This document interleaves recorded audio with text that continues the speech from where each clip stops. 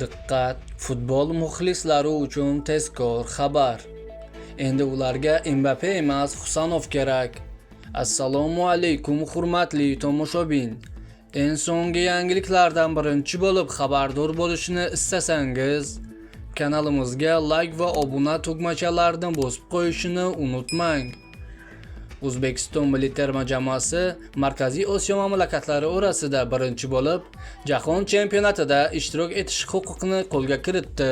Nufuzli manba Transfermarkt portali bosh jamoamizning mundial saralash turniridan muvaffaqiyatli o'tishiga o'z hissasini qo'shgan yordam murabbiyi Alesh Chexning fikrlari e'lon qilindi.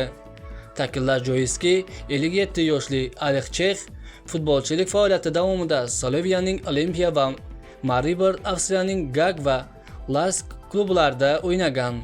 Sloveniya terma jamoasi safida 74 ta uchrashuvda qatnashib, bitta gol muallifi bo'lgan. O'z yurti terma jamoasi safida Alesh Chex 2000-yilgi Yevropa chempionati va 2002-yilgi Jahon chempionatida ishtirok etgan.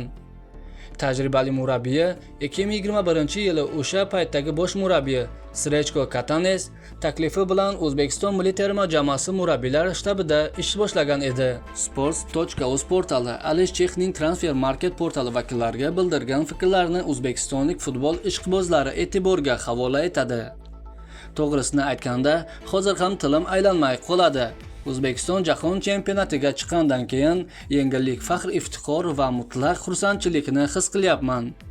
2023-2024 yilgi o'yinlar natijalariga e'tibor bersak, ularda atigi 2 martadan mag'lub bo'ldik. Natija Jahon chempionatiga chiqdik. O'zbekistonga borishimni bilgan bir necha do'stlarimning maslahatlarini olishimga to'g'ri keldi. Men tajribamga tayangan holda Avstriyadan yaxshi ish topishim oson edi. Lekin O'zbekiston loyihasi juda qiziqarli ko'rindi. O'zbekistonni Jahon chempionatiga olib chiqishga harakat qilayotganimizni aytganimda izohlar yanada ko'paydi. Bu ishni uddalaganimizdan keyin men o'zimni yanada ko'proq baxtiyor his qilyapman, dedi Alesh Chex.